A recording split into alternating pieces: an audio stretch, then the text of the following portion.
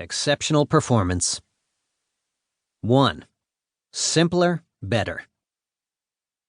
In the past few decades, strategy has become increasingly sophisticated. If you work for a sizable organization, chances are your company has a marketing strategy to track and shape consumer tastes, a corporate strategy to benefit from synergies, a global strategy to capture worldwide business opportunities, an innovation strategy to pull ahead of the competition, an intellectual property strategy to defend the spoils of innovation, a digital strategy to exploit the internet, a social strategy to interact with communities online, and a talent strategy to attract individuals with extraordinary skills. And in each of these domains, talented people work on long lists of urgent initiatives. Companies are right, of course, to consider all these challenges. Rapid technological change, global competition, supply chain disruptions due to climate change and worldwide health emergencies, as well as ever-evolving consumer tastes, do conspire to upend traditional ways of doing business. As the world's economies become more integrated, firms needed a global strategy.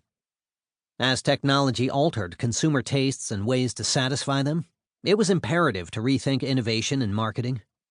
As the cost and utter unfairness of limiting workplace diversity became impossible to ignore, companies needed to find ways to build more inclusive talent pools and career paths.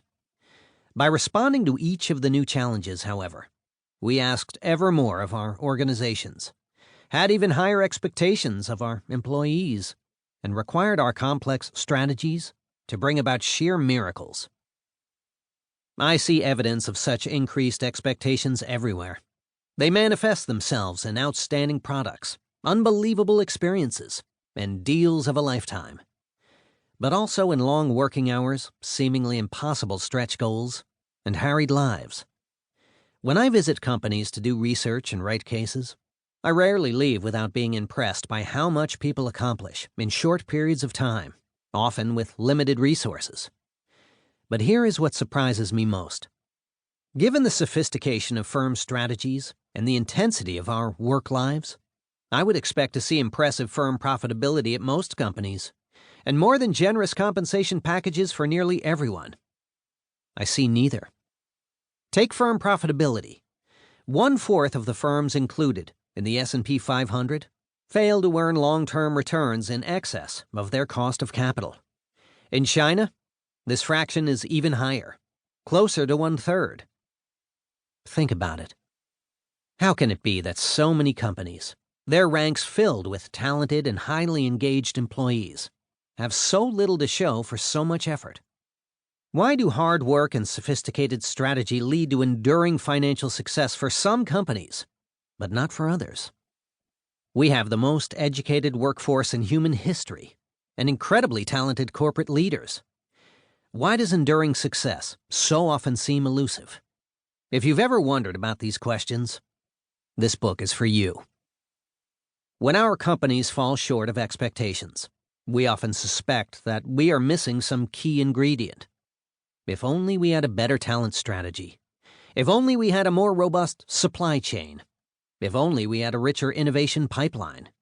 If only. And so we develop a talent strategy, invest in business resilience, accelerate innovation cycles. As our strategic initiatives multiply, something unforeseen happens. In concentrating on all the trees, we lose sight of the forest. In a profusion of activities, an overall direction, a guiding principle, is hard to see. Any promising idea is an idea that seems worth pursuing. In the end, common sense rules, and strategy loses much of its ability to steer our businesses. In this world, strategic planning becomes an annual ritual that feels bureaucratic and less than helpful in resolving critical issues.